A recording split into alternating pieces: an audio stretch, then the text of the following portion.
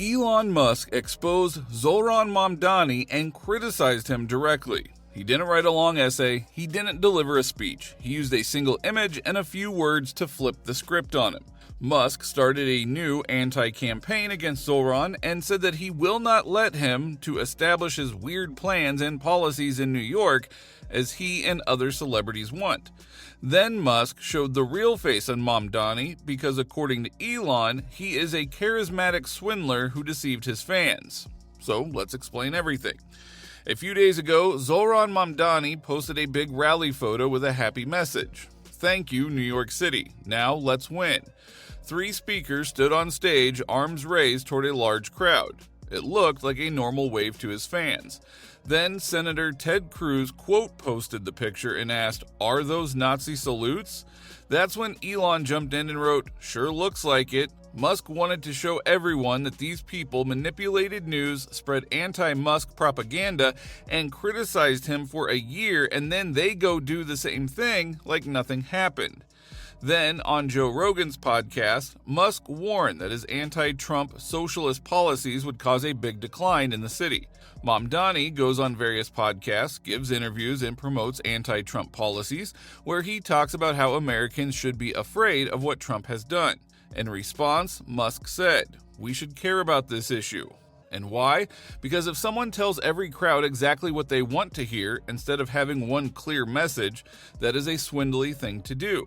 In other words, charm without consistency is not honesty. Musk said, "Mamdani is a charismatic swindler. I mean, you gotta hand it to him. Like, he does. He can light up a stage.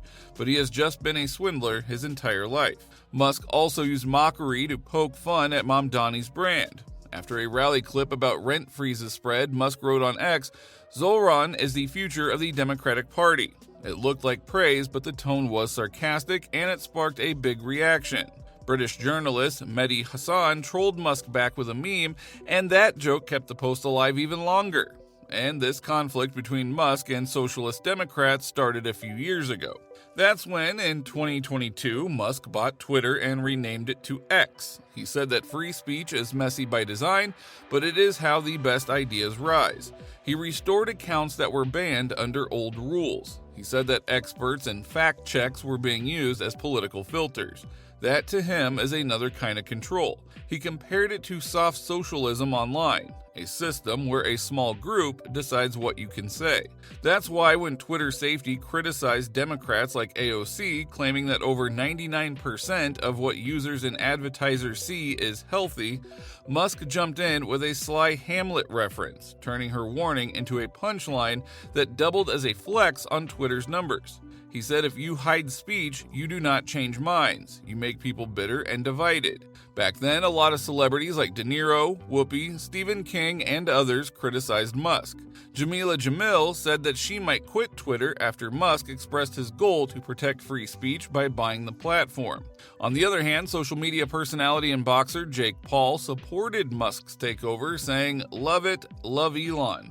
Then, in 2023, he attacked programs that reduce people to labels. He criticized DEI when it turned into quotas. He said companies should chase merit, not boxes. He also blasted ESG scores when they looked like political badges more than real risk tools. And he kept pointing at San Francisco. He called it a zombie apocalypse. He said this is what happens when the rules chase feelings over facts and when leaders punish police, businesses, and anyone who says the truth out loud. Musk has expressed deep concerns about the impact of socialist ideology, particularly as it has been supported and propagated by Hollywood celebrities and tech companies. He said, "This is going to sound somewhat melodramatic, but I was worried about it having a corrosive effect on civilization."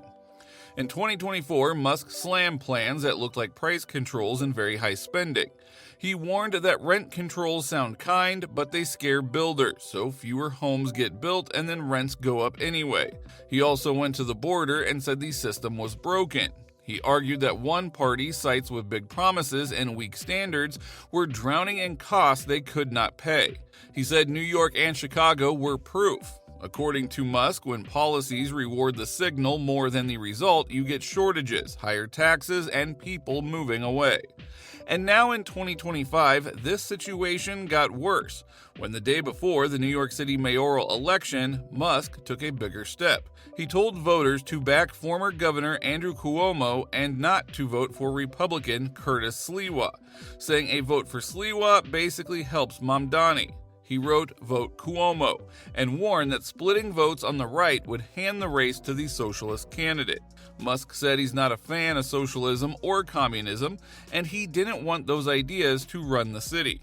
Other billionaires also lined up against Mamdani, who, according to reports, was leading in some polls. Online, that message snowballed fast. Musk argues that policies like rent freezes and heavy wealth redistribution don't fix cities, they break them over time. He warns that you can't pay for everything by tapping a few rich people without breaking the engine that makes jobs and tax money. That's why he uses the word decline. It's a picture word. You can see it. Fewer jobs, more empty stores, worse services. According to Musk, that's what happens when feel-good ideas meet real math. Let's bring it back to the photo, because that's where this started. Supporters saw a normal wave. Critics, helped by Cruz's question, and Musk's sure looks like it, saw a salute. These moments are sticky because they're easy to understand. You don't need a textbook, you see arms up. You see the caption, your brain fills the gap. This is the same technique Musk has used before in other fights. For example, when AOC accused Musk's camp of defending a Nazi salute during another uproar, Gad Saad joked that he had survived staying at Musk's house, and Musk hit back saying she'd hit stage 5 TDS. So when a new rally photo surfaced, he turned her own tactic against her. She had once used visuals to deliver a moral blow. He used visuals to corner her into a reaction that cost her more than it gained. So Musk made it very clear. He is against these socialist Democrats. He believes that the wealth and influence could be used more effectively if one is truly committed to addressing problems like poverty or systemic inequality rather than merely discussing them.